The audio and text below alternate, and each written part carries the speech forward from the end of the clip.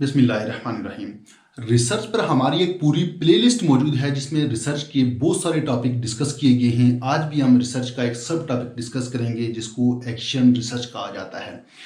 Action research की term पहली बार 1940 में कर्ट लिवन ने यूज़ की और इसके बाद एजुकेशन की फील्ड में पहली बार स्टीफन एम कोरे ने यूज़ किया।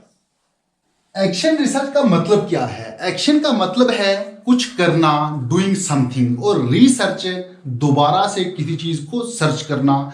यूं अगर देखा जाए तो कुछ करके एनालाइज करना, रिसर्च करना, सिर्फ सोचना नहीं। अगर इसका दूसरा नाम देखा जाए तो वो ये हो सकता है लर्निंग बाय डूइंग।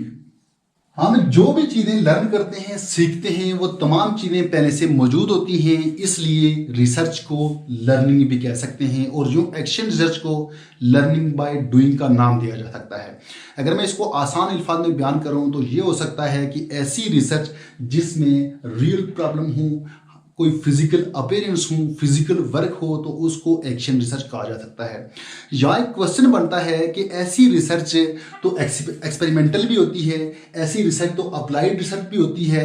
अब अप्लाइड रिसर्च और एक्शन रिसर्च में डिफरेंस क्या हुआ, इनमें क्या फर्क है?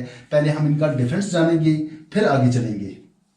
अप्लाइड रिसर्च क्या है? Aims to find answer to specific question, किसी खास किस्म के क्वेश्चन का आंसर सर्च करना, उसके लिए रिसर्च करना, या फिर किसी पर्टिकुलर प्रॉब्लम को सॉल्व करने की कोशिश करना, उसके लिए रिसर्च करना। जबकि एक्शन रिसर्च में क्या है? Aims to create positive change and improve practices. इसका बुनियादी मकसद ये है कि पॉजिटिव चेंज आए, इम्प्रूवमेंट हो।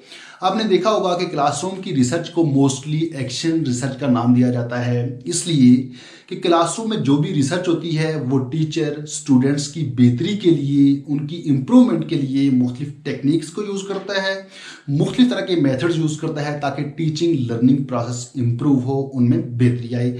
इसलिए क्लासरूम की रिसर्च को मोस्टली एक्शन रिसर्च का नाम दिया जाता है।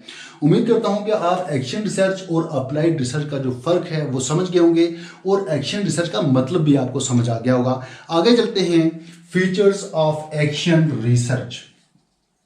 एक्शन रिसर्च का सबसे पहला और बड़ा फीचर ये है कि ये सिचुएशनल होती है। सिचुएशन का मतलब ये है कि ये हालात के मुताबिक होती है, जबकि आपने देखा कि अप्लाइड रिसर्च में कोई खास किस्म का प्रॉब्लम हो या फिर कोई खास किस्म का क्वेश्चन हो, उसके लिए रिसर्च की जाती है। यहाँ देखा जाता है एक्शन रिसर्च में कि हालात कैसे हैं, उन हालात को देखकर उसके मुताबिक रिसर्च की जाती है।